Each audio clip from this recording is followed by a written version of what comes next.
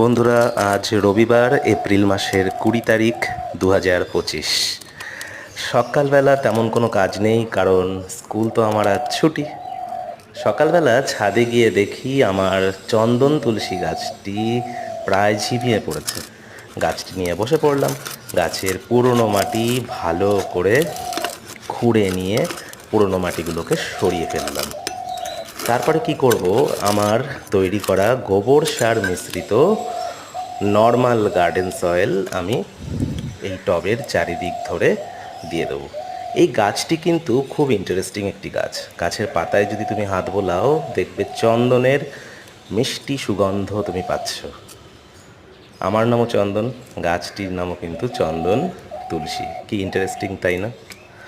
আচ্ছা, এইবারে যে গার্ডেন সয়েল আমি তৈরি করেছি গোবর সার মিশ্রিত, সেই গার্ডেন সয়েল আমি দেখো কেমন গাছটির চারিদিকে ছড়িয়ে দিচ্ছি। ভালো করে ছড়িয়ে দেবে, ভালো করে চেপে চেপে গাছের চারিদিকটায় এই গোবর সার মিশ্রিত সার তুমি দিয়ে তারপরে কি করবে, কিছুদিন আগে আমাদের এখানে প্রচুর বৃষ্টি হয়েছিল। সেই বৃষ্টির জল আমি ধরে রেখেছিলাম। সেই বৃষ্টির জলই আমি এইবারে গাছটির চারিদিকে ছড়িয়ে দেব। আর কিছুদিনের মধ্যেই গাছটি হয়ে উঠবে আবার প্রাণবন্ত এবং সতেজ।